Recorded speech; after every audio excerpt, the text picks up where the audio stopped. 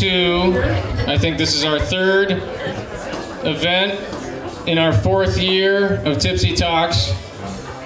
I'd like to start off by thanking Jaspers for having us once again. We really think, clapping around.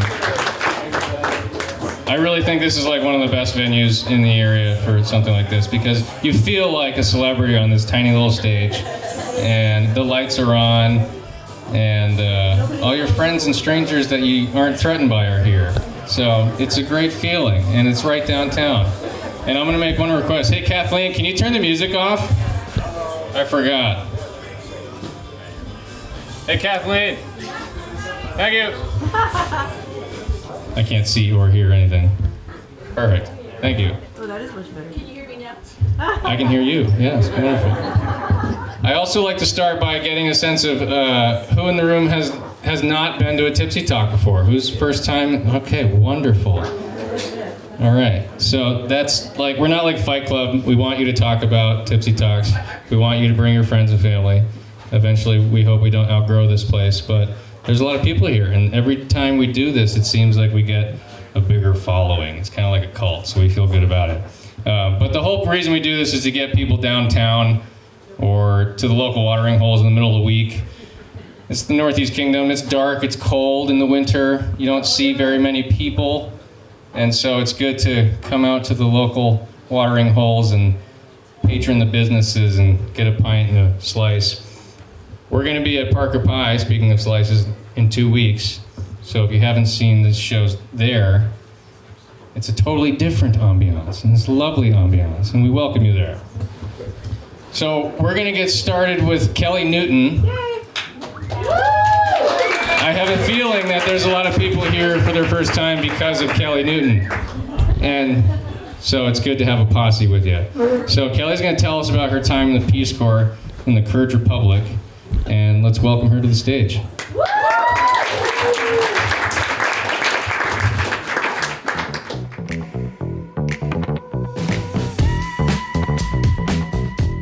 Hi guys, I'm Kelly.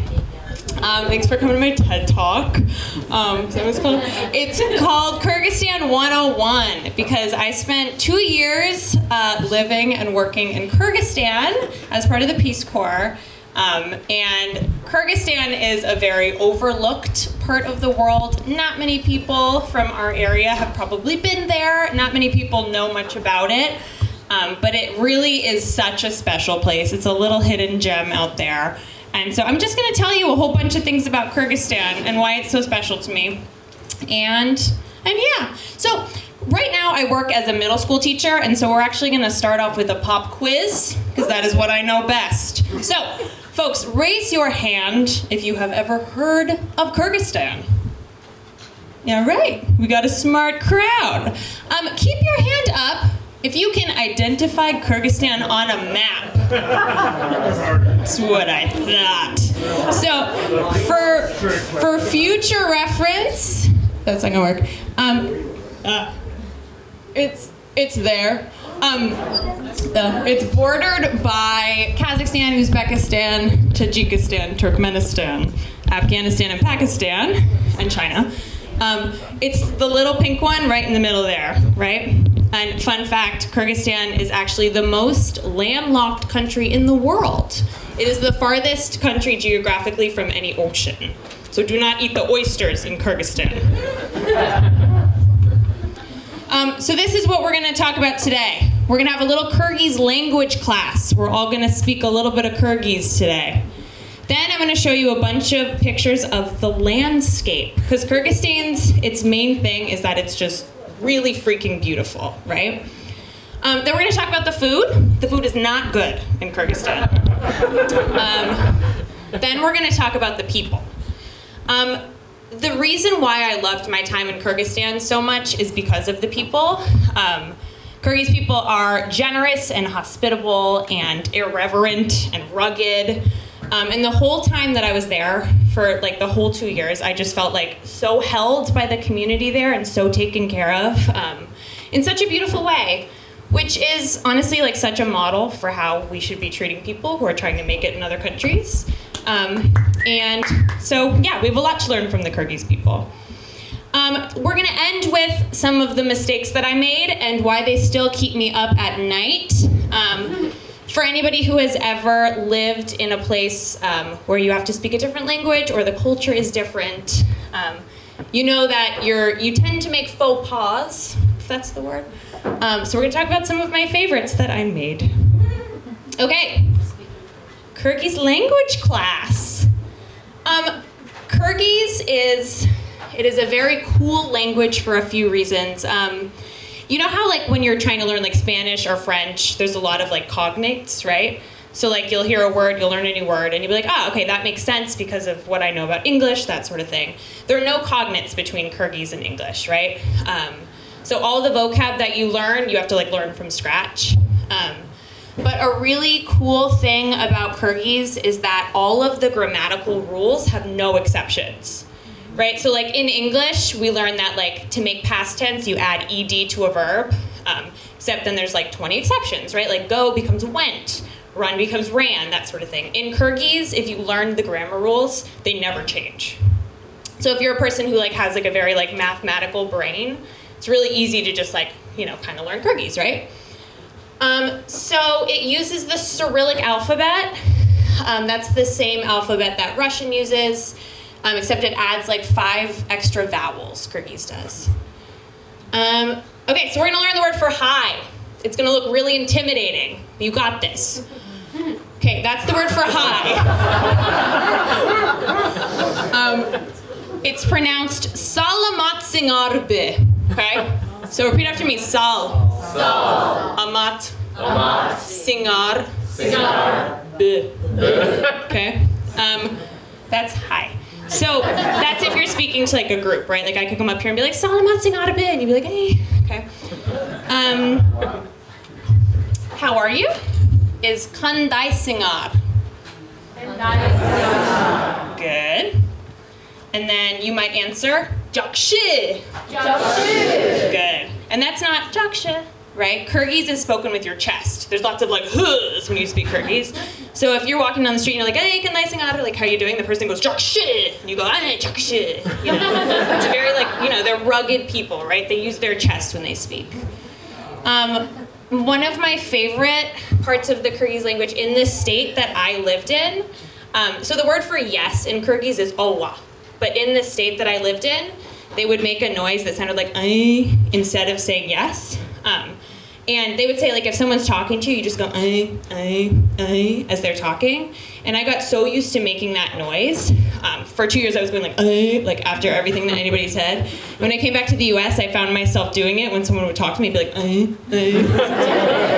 So anyway, so that's jakshi. It's good. You might also say jaman if you're bad, jaman. But same thing as in English, if someone asks you how you are, you usually say good. Okay, so this word, I'm not going to tell you what it means yet. We're going to save that for the mistakes I made section. But this is a very important word to know if you ever go to Kyrgyzstan. So repeat after me. It's pronounced chochko. Chochko. Chochko. Chochko. Okay, remember that, because that is the one word I will pop quiz you on at the end, is chochko. Okay. So now we're going to move into the landscape section. So Kyrgyzstan is 94% covered in mountains. And they're like mountains that are higher than any mountains I've ever seen. Like you just keep looking up and they keep going, right? Everywhere you look, there are mountains in Kyrgyzstan. So all of these pictures were taken on my like Samsung phone I had at the time. But so my host family's house was the last house on the row of the village. So if I just like walked out the backyard, that was the view like from their house, literally. So crazy mountains, crazy scenery. The winters were like super intense, obviously. It would be like -40 in the winters, which we got close to actually in Vermont last week. But fun fact, -40 Celsius and Fahrenheit are the exact same. That's where they intersect. So yeah, cold winters, but they would be like very short-lived winters. Like it's already warming up there now. So it would be like a really, really hard cold, but then it would be over type of thing. And so that big mountain range in the back there, my husband, he's over there, So we met in the Peace Corps. We met during training when we first got there. His village was on the other side of that mountain range. We trained together and then they placed us in a different village. So he was on the other side of that mountain range, but a lot of the mountain ranges were like totally not traversable in Kyrgyzstan, and that was one of them. So even though we were like geographically close to each other, the only way to see each other would involve, I would have to take like a 6-hour minibus to the capital, and then I would have to get on this like really old school Soviet jet that would fly across the country to his village. It was like old school, like it had like ashtrays on the things. So we would have to like risk that because that didn't feel great. So we didn't see each other a lot, even though he lived right over there. But that's us. Kyrgyz people forced us into the outfits. We're not like culturally appropriating the outfits. They made us wear them. Also, in Kyrgyzstan, you're not allowed to smile in pictures because it means you're drunk if you smile in a picture. So you're supposed to be serious. So we were. Okay. So historically, Kyrgyz people are nomadic. And so now they're stationary. They live in concrete houses and they build cities. But in the summer, as like an homage to those roots, they do something called Jilo, which is where they take their sheep and they build a yurt in the mountains. And they kind of live like Kyrgyz people of yore used to. And it's really fun. It's a really great time to like disconnect and like be with your family, that sort of thing. So I always loved going to Jilo with my host family.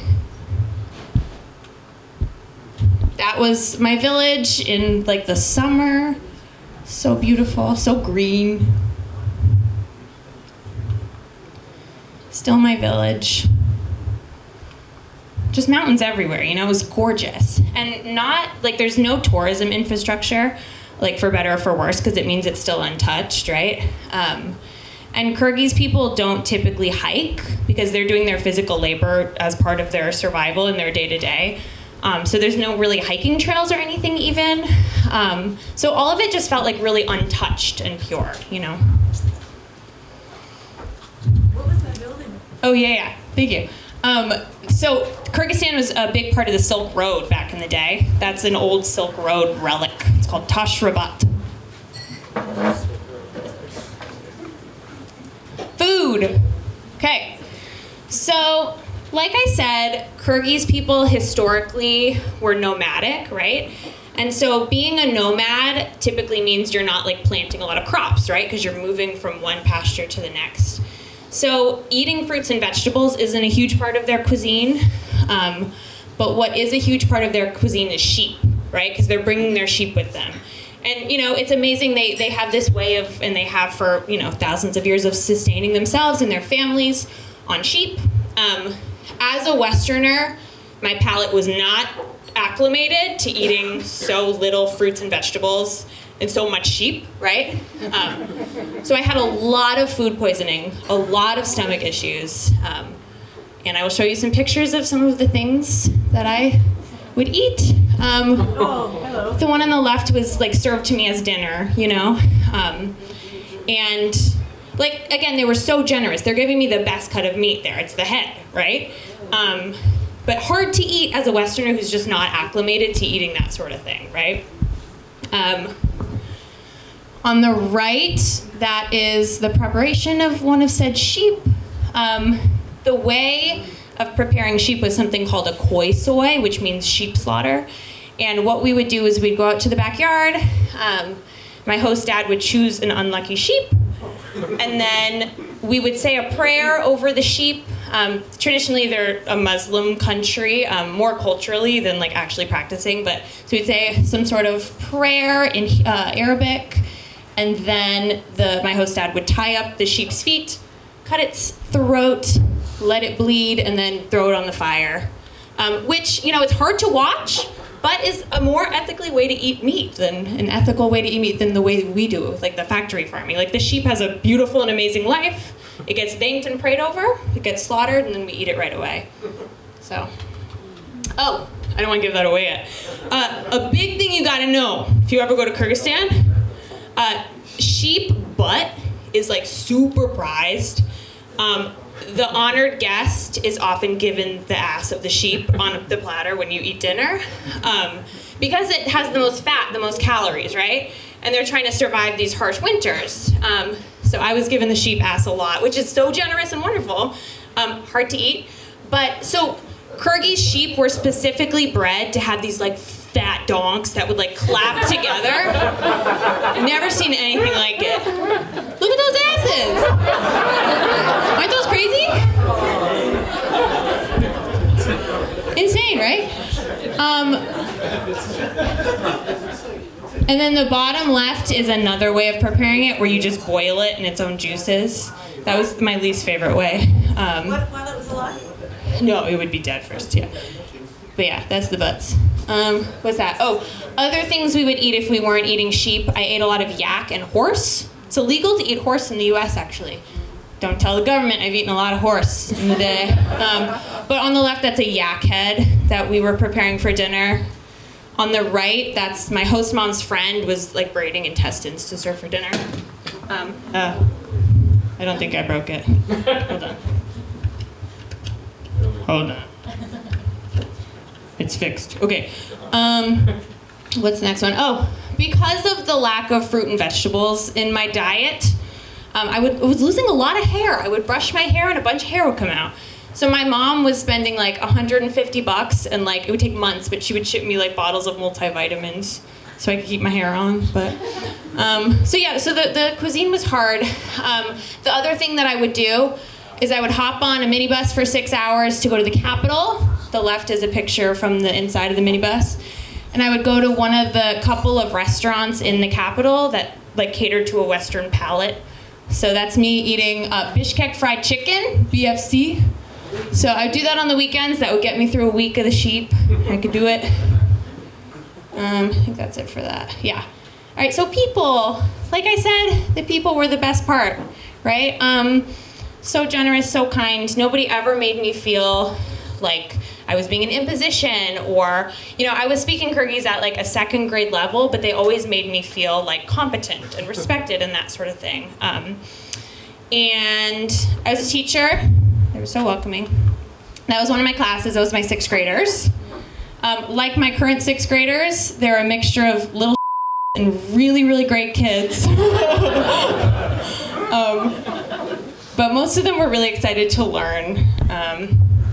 They would leave me notes on the board with their new English skills. Oh, hey, those are my host sisters, Natalie and Aim.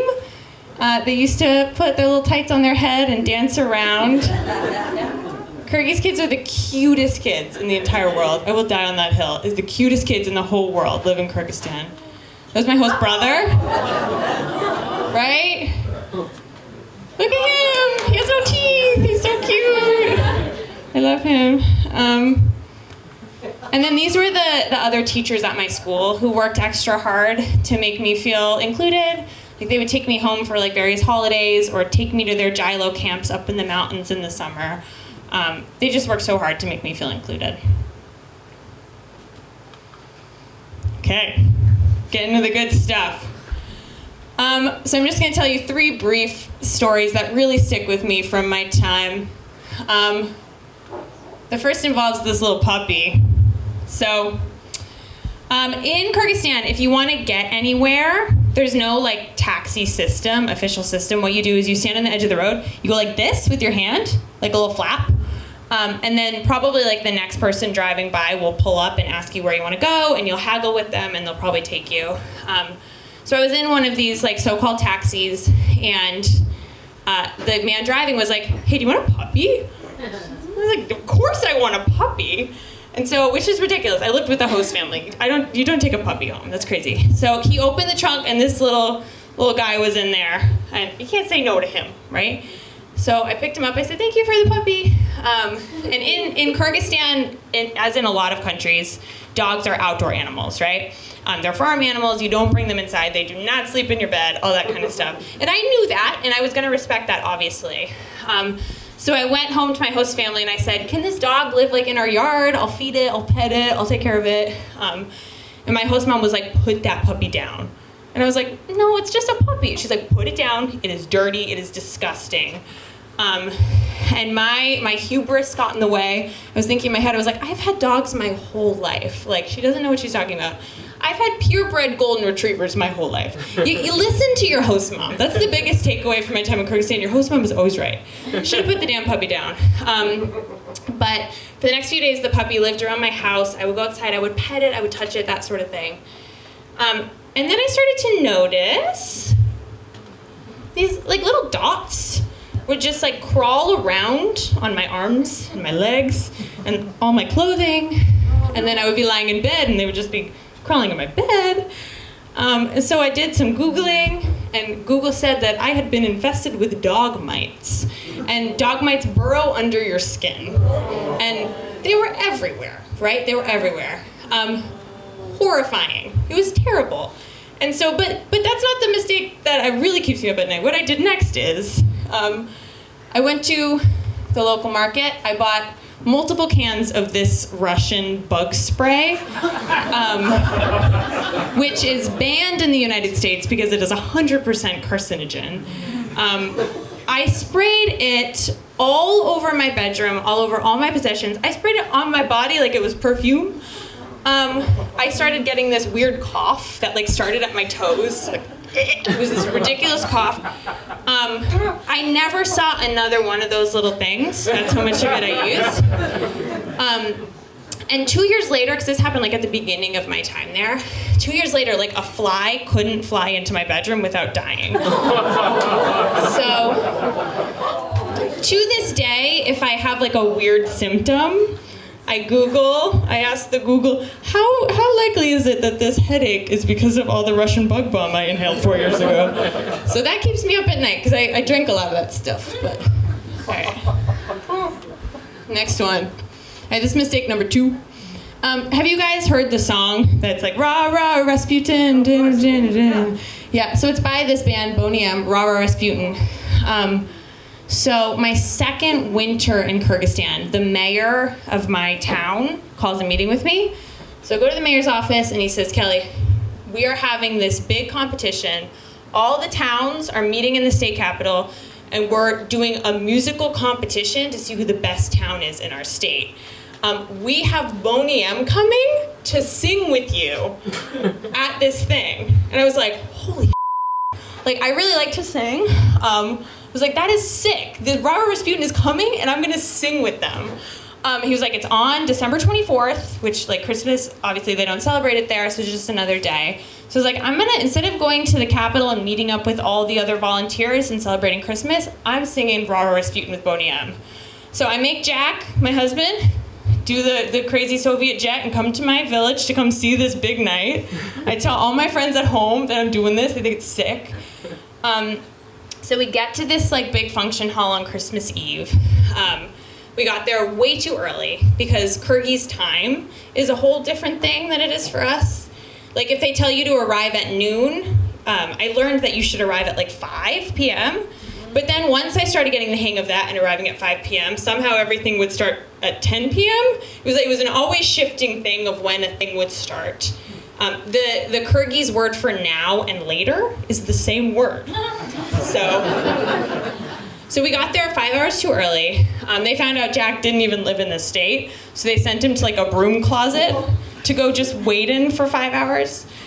And I went and I sat in the function hall. I was like, okay, Beauchamp better get here soon so we can practice our song. You know, I have harmonies ready. So eventually, like the thing starts. All the different states start performing. And then it's my state's turn to go. And so I go up and I'm like, God, the band still isn't here. They're probably just gonna walk out from behind. I'm all ready to go.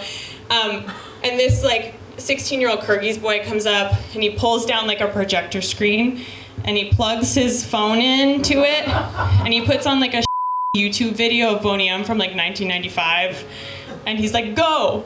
And so as it plays, I'm standing in front going, I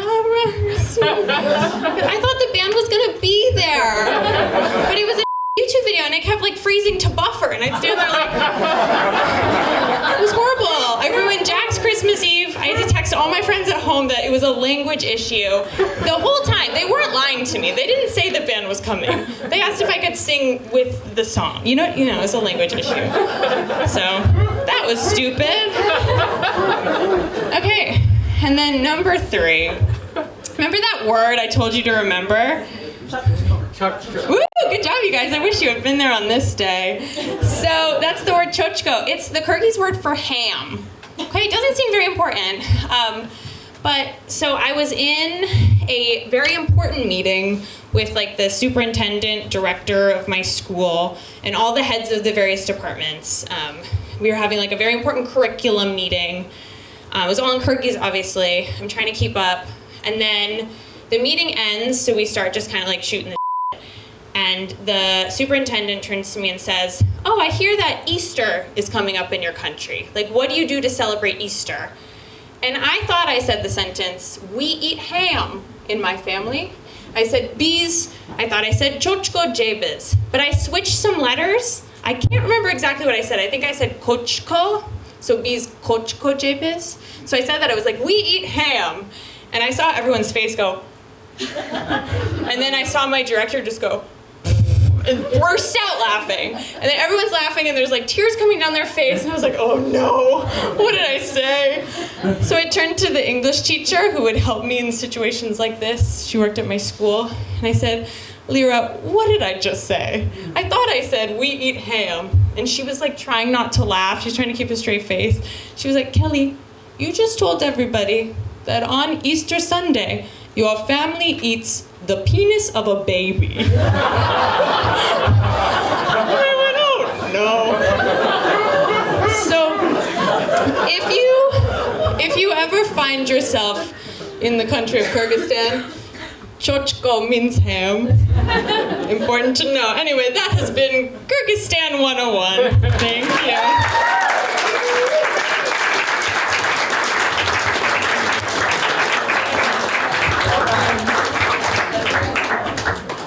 That was amazing. Thank you. You ran away, but there are opportunities for questions if you would entertain them. Oh, sorry. Are you interested in answering questions? Was there yak milk? That's my first question. My friend did Peace Corps in Mongolia, Oh, cool. and it was the yak milk that killed her stomach. Interesting. We would do horse milk. We didn't do yak milk. Yeah, there's a Kyrgyz drinking game that was really popular that you'd sit in a circle and you'd pass around the fermented horse milk, and then whoever threw up first had to kill the sheep outside for dinner.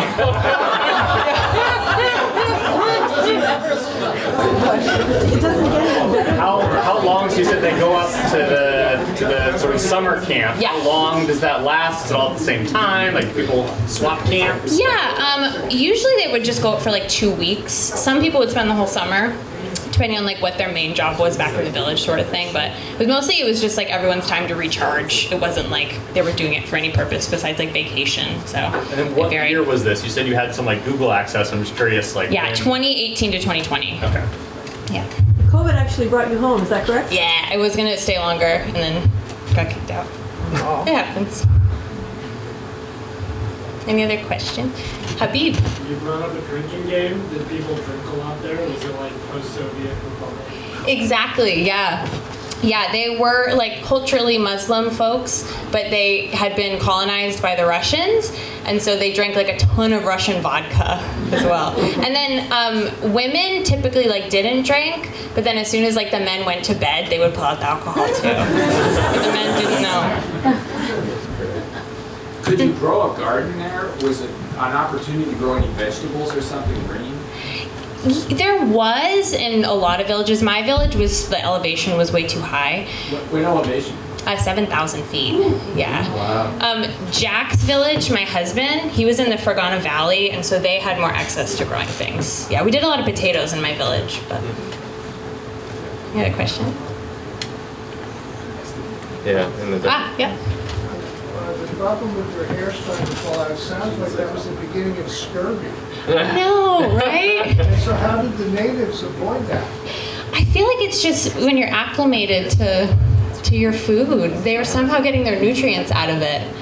Yeah. But they had the most beautiful hair too, which is interesting. Yeah, I don't know how they did it. I don't know. Good question.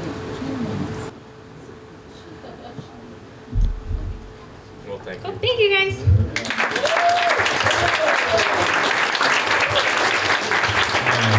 Mike Beauchamp, I hope I got that last name right this time, lives just across the border in Stansted. He's not a professional breaker into abandoned buildings, but at one point he probably could have taken that course in his life, and I'm excited to introduce him to the stage. So come on up, Mike, and show us what you found in the past.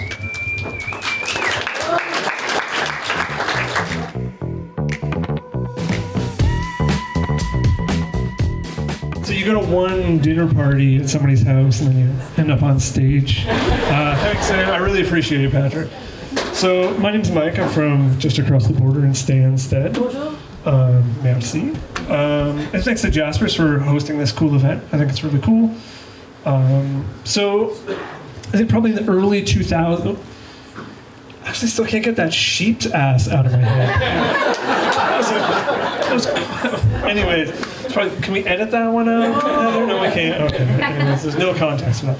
So in the early 2000s, got into kind of not breaking into, but letting myself into abandoned buildings, and kind of had a lot of fun doing it. So when Patrick asked if you want to talk about something, I thought this would be kind of cool to talk about because it led me into photography, and I met a lot of cool people doing it.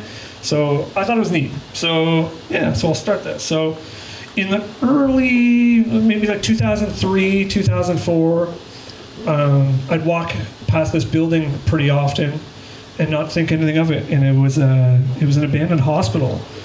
And it was actually the hospital that I was born in. And you kind of just look at something when you walk by. You don't really think much of things, but I don't know. I was watching my cat recently. How many people have cats here? Okay, there's a lot of cats. Okay, dogs. Okay, sheep. Yeah. So so we had my cat came in the house. We have an outdoor cat. It came in the house last night by accident. And it just wants to look around in every space. Like it's not comfortable not knowing what's around a corner, so it needs to sort of explore. And I guess I'm kind of the same way too. So I kind of wanted to see, what's in this building. So me and my friends came back with some flashlights, and we kind of let ourselves in. I think I jumped through one of the windows and then came in and let my friends in. And we walked around, and I just got some pictures from this one. So one of the first things we noticed was before they decommissioned the hospital, it seemed like the employees all sort of signed the walls and everything and wrote sort of memories that they had in the hospital. And that was kind of unexpected. This would have been maybe like an operating room, maybe, or like an emergency room. And again, a lot of writing on it. And you can't wonder, like, was this the room that I was born in? And then so many years later, I'm just in here with my buddies and a flashlight and a camera. Sort of weird. It's also weird that the power was still on in the building as well, which had been abandoned for quite a few years. These were abandoned X-ray machines, which would have, maybe like some sort of dangerous radioactive materials in it. This is another operating room. So we walked around this. I think we came back 2 times, and it's this whole labyrinth. It's a giant building. And if you're into kind of spooky things and being scared because you're doing something that you could get busted for, or you might run into some other people, or you might run into a dangerous situation, and you like exploring dark, empty hallways, this is sort of a really fun thing to do. So we really enjoyed it. This was the incinerator, where they would have been, I don't know, maybe burning dead people bodies. That's what it felt like. Anyways, real spooky. Oh, great. And then we noticed this one thing, which was a target practice target. And we were in a few more of the rooms, and we noticed there was more of these. And then we noticed that the doors looked like they'd been kicked open. And then my friend found some bullet casings on the ground. And we kind of pieced it together. It just seemed like maybe like a law enforcement was using it for like close quarters training, busting through doors and shooting people with, what are those called? You put on your- yeah, so balaclavas, yeah. Bad dudes with balaclavas. Here we call them ice. Yeah, okay. I'm from Canada, we're not going to go there. So I kind of, after that experience, you're kind of like, well, that was interesting, it was really fun. It was adrenaline, so you start looking around, you're like, what else is abandoned nearby? And this was another building that I saw on a bicycle ride. And this one was really easy to get into. You can see there's no windows left. And kind of walking around and checking this thing out. Obviously the ceiling had gone and there was water and rain inside everywhere. Nothing interesting like in the hospital regard, but it was still kind of a neat place to go in. And all the original business's files were still in the office. And I think one of the things that comes up later in this is just, you're kind of piecing what happened together once you go into the space. And you might not know what the space was, you might not know what the space was for, or why it got abandoned, or how quickly people left it. So you're kind of playing detective as well when you're kind of walking around and checking these things out. I ended up befriending a few local historians after you start breaking into abandoned buildings and you want to know what you were breaking into. So I had a buddy named Andrew and he'd hook me up with information about all the buildings that I break into. And this one ended up being the Canadian Motorland Company. They were building the lights for automobiles. And I should say this is down in Windsor, Ontario. I was originally from Windsor, Ontario, and which was right next to Detroit, Michigan. So obviously a lot of the abandoned buildings were from the auto industry. Then I started looking around for more stuff and using Google, satellite view to try to find what's nearby, what looks weird, what looks abandoned, what's worth checking out. And this was a really strange thing I noticed in the middle of a farmer's field was this straight line. It was almost like just a line that kind of went nowhere. So we rode down to check it out one day, and this was, it wasn't intended to be a spooky picture, but it's really just how it looked. It was just a paved piece of concrete that went about a quarter mile long. It had barriers on the sides. Does anyone want to take a guess what that one might have been? Yeah, you nailed it. So here's another picture of the side of it. And again, I went to my historian friend and I'm like, what was this weird, spooky section of a road that seemed abandoned? And that was Windsor Dragway. I love that picture. That's really cool. So I just wanted to say I had no clue that existed. I had no clue they were doing that. I didn't know that was part of the culture, or that it then got abandoned and sat in a farmer's field. So we started looking around some more, and we heard rumblings that at my university there were some tunnels underneath the buildings. And now we're totally addicted to sort of going where we can't go and finding places to check out. And also learned lock picking along the way, which helps. And in my defense, that's not a way to break in, that's a way to maybe get out of a situation, because if you're in an abandoned building, have you ever seen those doors that sort of lock behind you? Well, you're screwed if you're in an abandoned building and one of those locks behind you, right? So also if you want to get into some tunnels, it helps too.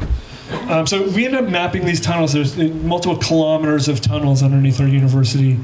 And we knew where they all went by the end of the year, so that helped during the winter to get to our classes. Totally warm. So one of the resources, so once I started doing this more and talking to people are like, you're doing this thing called urban exploration, or urbex for short. And I didn't know what this was, I was just having fun with buddies. So eventually you Google it and you find that there's some resources for this.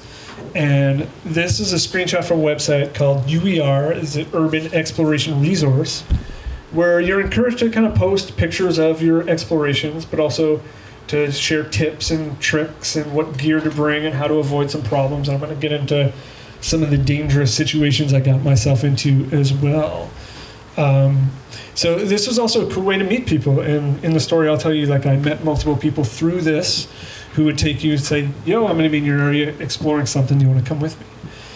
The other thing I brought to you, this is kind of cool, is and it's actually this is a book. Somebody published a book about urban exploration, and this talks about abandoned buildings, but also other things like how to get onto the rooftop of large buildings that might be currently occupied. What's up? Oh, okay. There we go. So that's good. But if anybody wants to check this out, I'll be here for a while after. You can come look at that. It's got some really cool stuff in it. Also, at the time, the early 2000s, a lot of this community was being shared through LiveJournal. Does anybody, the elder millennials in the audience, remember LiveJournal? No? Okay, cool. Well, Grandpa up here remembers it. And so this was just a screenshot I took. This was somebody, maybe in Russia, that was doing some tunneling. And this was one thing people absolutely love doing too. It's part of the urban exploration culture, is finding underground tunnels. And obviously this is a really impressive shot. Nearby, this is another building I came across, didn't know what it was. And then we went in. Once you start doing this, you kind of get into how to photograph things in the dark, long exposure photography. And on this adventure, I brought my buddy and his girlfriend at the time. I didn't know she stood in front of my camera and ended up with a ghost image. A lot of the people on these forums are also hardcore ghost hunters. I have not encountered one. I'm not against it, but I have not encountered one. So this is us going up the stairs, and this was kind of realized like I'm bringing some buddies in because I want to be like, hey, come check out this fun thing I'm doing. You realize like maybe it's not the best idea because there's some dangers. And this is one thing I photographed and realized after the fact. This is just a hole in the floor because this was a factory. In this case, this building was an old brewery. The first wave of craft breweries. So this could have been a danger. And this was another building I went into. And to get onto this building, I think I crawled through the second floor window and jumped down. And what I didn't know when I jumped down, and I can't see it in some of the pictures, but there was holes in the floor that led to the floor below it. And those were covered up by cardboard. Yeah, so if you're just walking, you're just like, I'm just going to walk over this piece of cardboard, then you go, I don't know if it will make that sound, but you end up,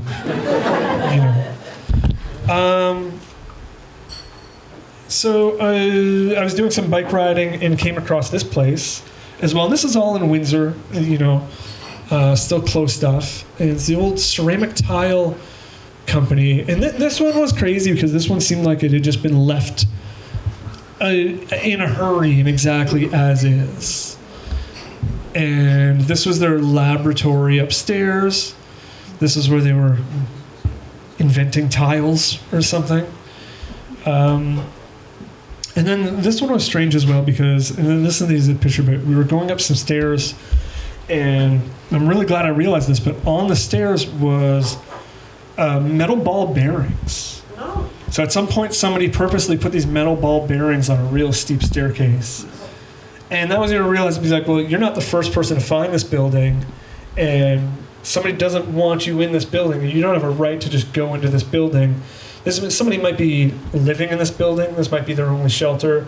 And these ball bearings that they're putting on the floor might be their get the out kind of sign, or they don't want to be messed with or something like that, right? So that was a little eye-opening. On the UER forum, remember the website I showed you, I had met some people in Detroit, and they told me that they were going to go check out this building called the Broderick Tower. It was on my 25th birthday. And this was a 36-story completely abandoned building in downtown Detroit. At the time, this was the tallest abandoned building in the world.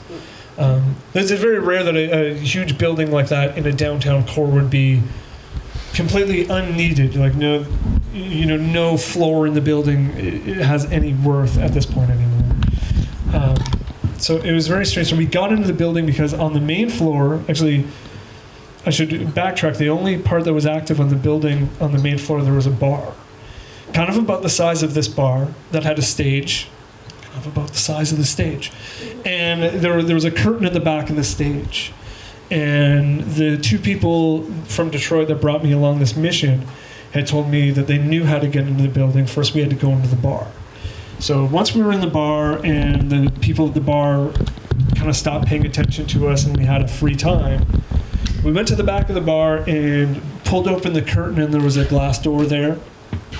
Opened the glass door, and we're in the lobby of the 36th floor abandoned building, free to make our way up to the top, floor by floor. Just some of the photographs of each floor. So this would have been, what is that, like a hair salon maybe would have been up in the building, with some pretty old equipment kind of totally left there. Don't know what was going on in this building. Maybe some rituals at some point. Seems like there was a fetish event happening on this floor of the building at some point in time. This was an old, what is this? It says it's a graphotype machine. I have no clue what that is. This was a dentist's office. Yeah, exactly. Yeah, not a new dentist either. That's my era. With the drills and stuff. So they eventually made it to the top of the building where there was a huge, beautiful penthouse apartment, completely abandoned, totally overlooking Detroit. And then when we made it all the way down, we decided to go further below the floors. And the first thing I noticed right away was this fallout shelter sign, because at the time I was obsessed with watching those civil defense movies that the U.S. made that told all the kids to jump under the table to avoid the nuclear bomb that went off. And they'd also tell you to find your local fallout shelter, and this is what the signs looked like. And I really wanted to check this out. So here's a bad picture from inside the fallout shelter. And these are canisters of drinking water. So bomb goes off, you go downstairs, crack open a canister of drinking water, and there's instructions on the can that once you've drank all the water, that can's now just a perfect place to take a shit. Because you have no place to do that. So what I also noticed in the corner from the videos was there was other boxes of supplies for what you do once the bomb goes off, and you have to know when it's clear to go up. So I should also say that, you know, as an urban exploration, you are supposed to not modify things, leave things exactly the way they are, not take anything, but I just kind of had to. So I took the civil defense, this is a Geiger counter, this is a radiation detector, from the basement of this building in Detroit from the bomb shelter.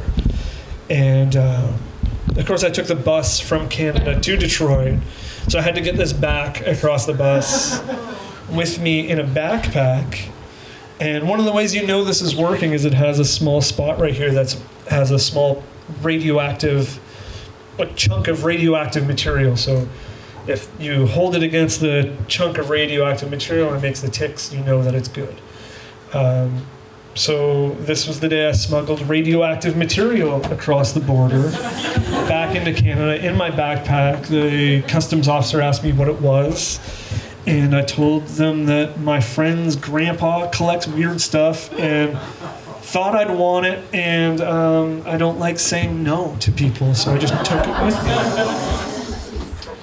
It's kind of true. It's not true at all, but it's plausible.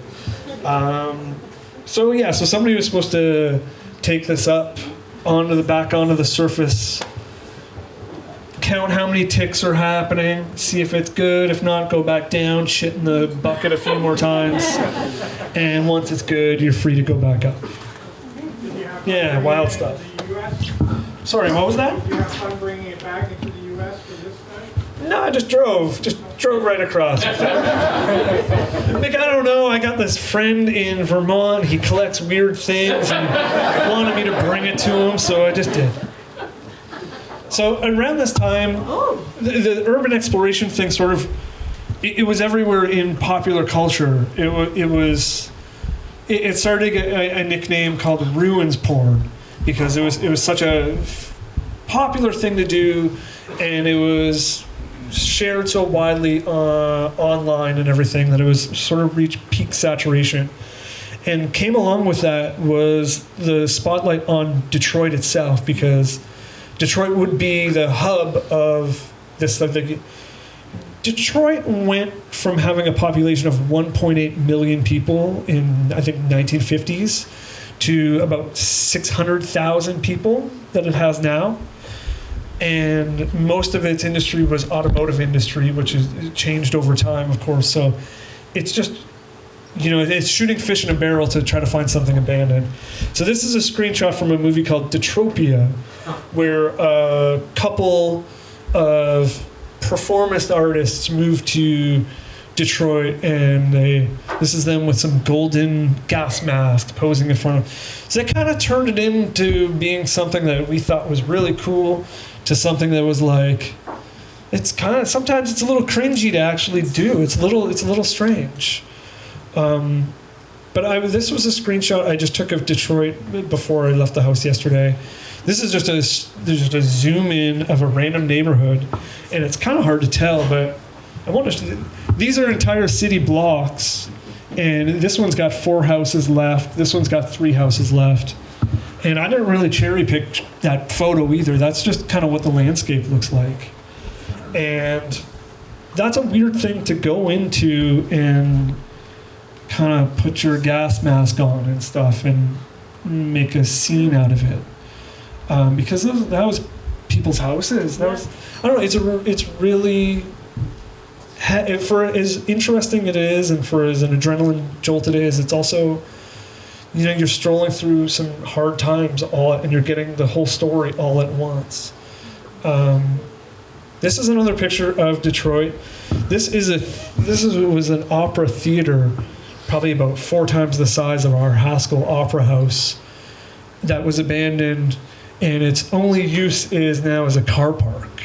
It's just a parking garage, but you can see like the gilded ceilings and everything of this building. It's a small picture. So this is, I guess, when the ruins porn thing was at its height and the urban exploration thing was at its peak, the most iconic building was this giant train station in Detroit called the Michigan Central Depot, and which was now completely abandoned. And I was in Detroit. I'd never been to it, but I did want to go. And it's hard to see from this picture that got small, but there's some like loading docks that face the back street. And otherwise the building was completely covered in razor wire to stop people from going into it. One of these we found was open. You have to almost crawl your way through these tunnels that go underneath some railroad tracks. I think these would have been for luggage. We get to the end of this tunnel and we just hear somebody say, "Oh, I hear people." And then me and my buddy say, "Oh, I hear people too." And those are like really like we're kind of scared and we don't know who we're encountering. We don't know if we're we're encroaching on somebody's space or what we're doing. So we decide to just say, "Hey, who's there?" And somebody's like, "Oh, what are you guys doing? What the are you doing?" And we're like, "Oh, what the are you doing?" So we come out.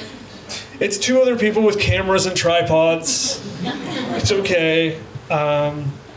So we end up exploring this huge, I think it's like a 14-story train station, gorgeous building, and there's a reason why it was so iconic. It was fantastic. This is the elevator shaft of the building, and this is just rubble just coming through the bottom of the elevator shaft.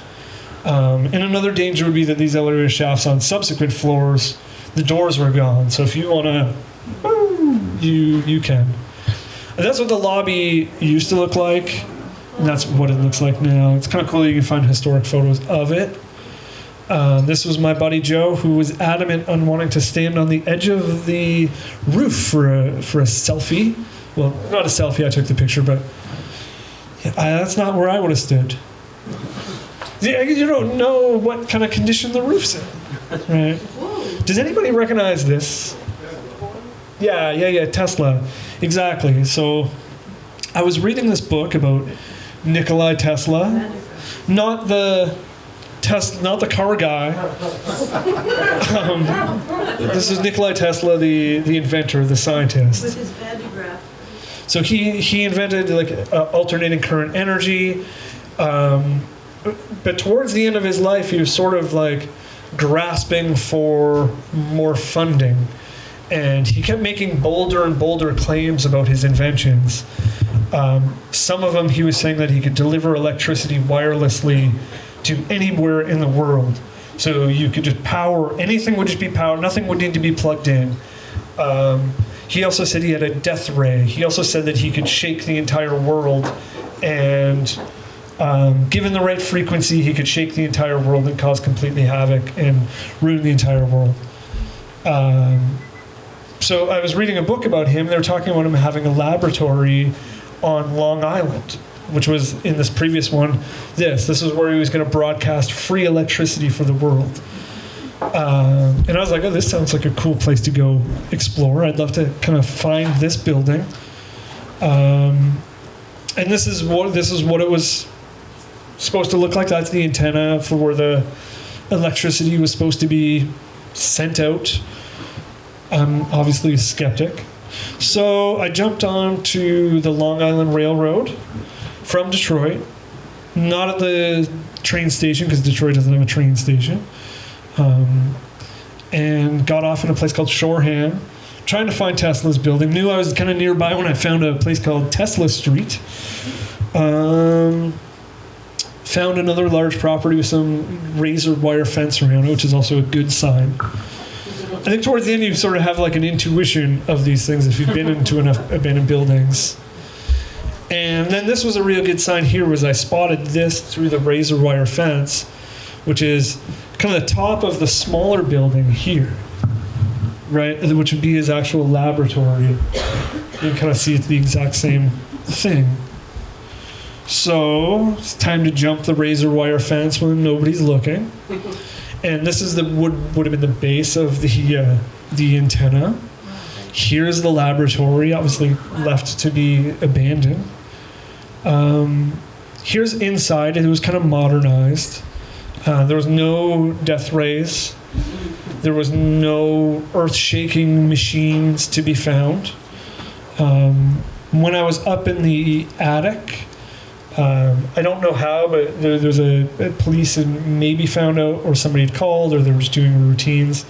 There's a police car circling the building at this point. So I stayed very quiet up in the attic, and I used my telephoto camera lens to look through the window and wait for the police to be gone, and then left. So that was a really cool one to go into, because you're taking something out of a book, and then you're like, oh, I want to see it, and you're turning it into like a reality, and you're seeing what it looks like now. In hindsight, that building was owned by the film company AGFA at the time, and making film requires a lot of hardcore chemicals, and that whole thing was like a Superfund site, and it was fenced off because there was a lot of toxic chemicals leached into the ground, and they didn't want people going there. Pretty close to spraying yourself with some weird like Russian. So I hope I don't have any side effects from that one. So I ended up meeting somebody through the forum from Australia, and they invited my partner Melissa and I to Australia to hang out with them. And when we were in Australia, we checked out a bunch of like old underground like war bunker stuff. This is called light painting, when you do a long exposure and you can paint the scene with a light or with a laser. This is a gun placement. In this case, this is in Wellington, New Zealand. And my buddy that I met, he was one of those guys that was obsessed with tunnels. I'm not. I'm mildly claustrophobic. I hate going into tunnels. But he was adamant that we go into the storm drains in Wellington, and he had all of the tools to lift the manhole covers and stuff. So he popped one out, he went down, told me it was safe, and I trusted him enough to go down. It was not a fun experience, because you're in this like 30-foot tall underground structure that when rain comes, it's just a wall of water rushing through this thing. And I didn't check the weather first, but he was a smart guy. I'm sure he did. Earthquakes there, my God. Yeah, so also when I was in New Zealand, I was reading about this place called Lake Alice, and it was a psychiatric hospital. I didn't know much about it at the time. And of course, got out the Google Maps, the satellite view, knew what town I was in, and started looking for things that looked like psychiatric hospitals, networks of buildings connected. So that was what it looked like when I found it. I brought a New Zealand friend with me who I met on LiveJournal. Some pretty hardcore fencing keeping this thing in. We didn't know, we just knew it was a psychiatric hospital at the time. So, because if you want to Cold back. have some baths next to some people. When we're in there, I kept noticing there's these like holes blown in the walls, and never kind of understood what those were. Until later, somebody explained to me that it was being used for training. It looked like the hospital that was being used by law enforcement to practice shooting people with balaclavas.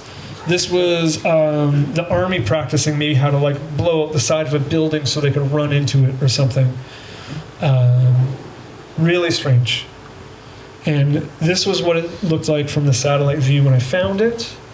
And before I came over here, I was like, I wonder what it looks like now. That's what it looks like now. Yeah, it's kind of totally erased, right?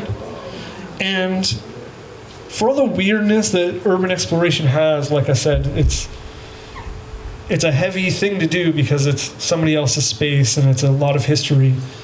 But sometimes it's one of the few ways to document something before it's gone, is the fact that somebody kind of broke into it and took pictures of the inside of it and has that history.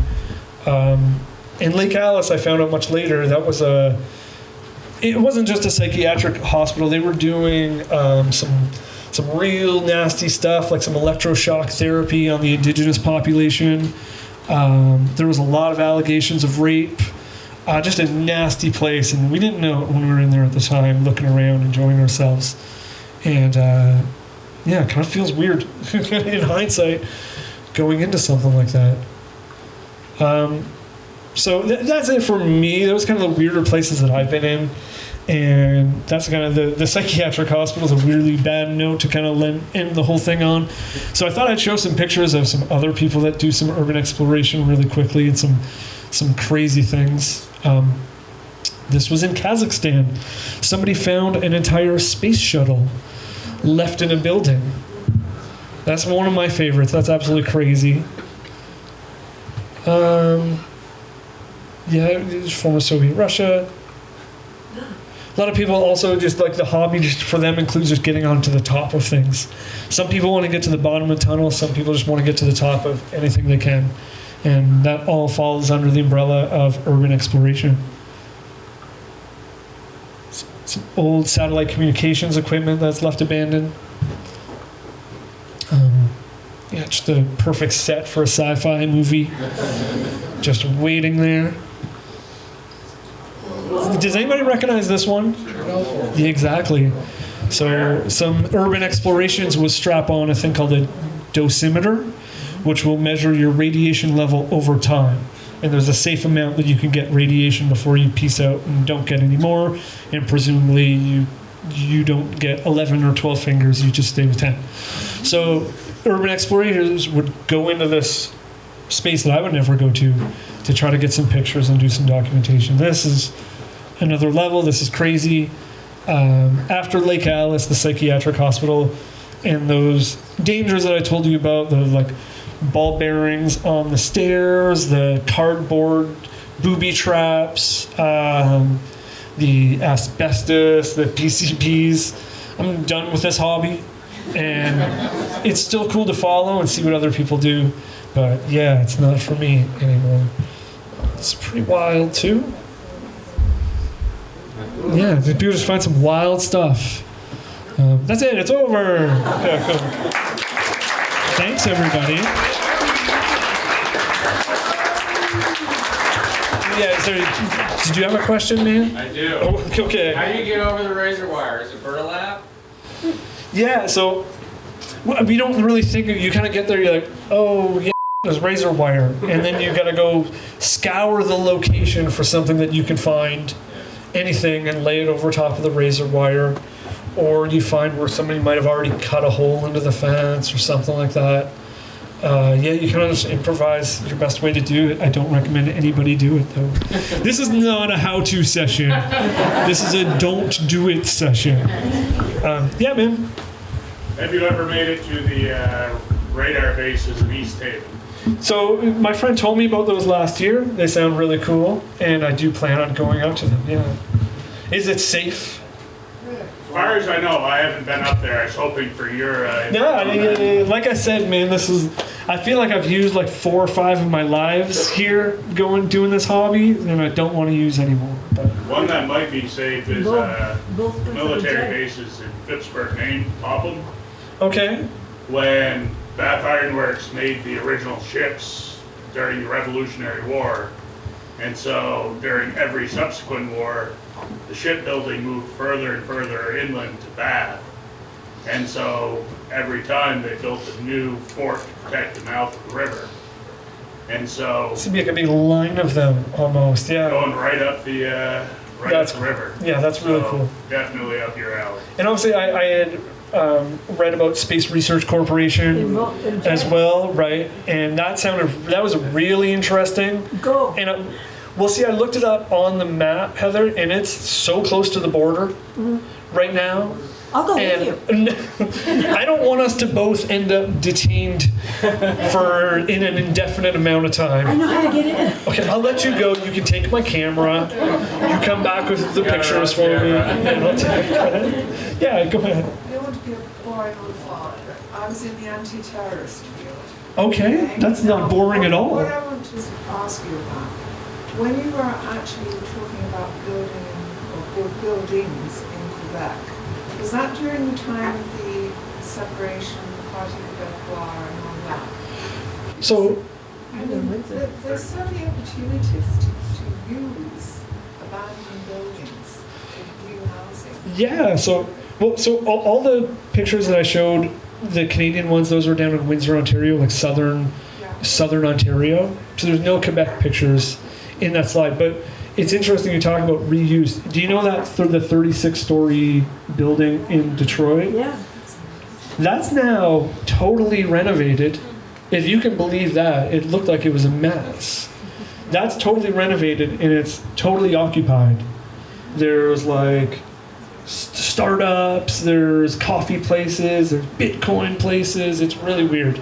Yeah, and same with that train station actually. That's being like rehabilitated right now too. But you're right, like a building like that with its good bones, if it's preserved. Yeah, it's really crazy. Is that it for questions? Yeah. Okay. Did you Yeah. Yep. you ever open up those barrels in the follow-up shelter? No, I didn't have to go, so no. Does that thing still work?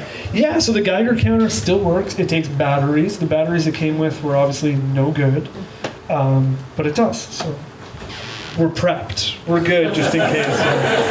Okay, thanks everybody. Thanks Jasper. It is weird to see. We used to break into these buildings in my neck of the woods to paintball. If you can remember paintballing as an activity, people did. I did it, and we broke into an old Nike missile assembly line factory. I grew up near shipyards on the Mass Coast, and there were tons of munitions stores. One of them was a huge Wampatuck State Park now, and there was these old rail lines that just spider-webbed into the woods, earthen bunkers with concrete and steel vault doors.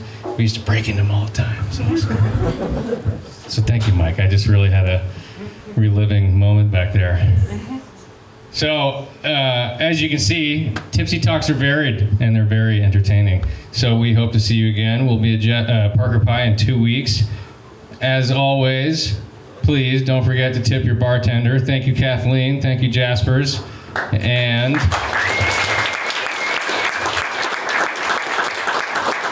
if you have a Tipsy Talk in you, we want to talk to you. Good night.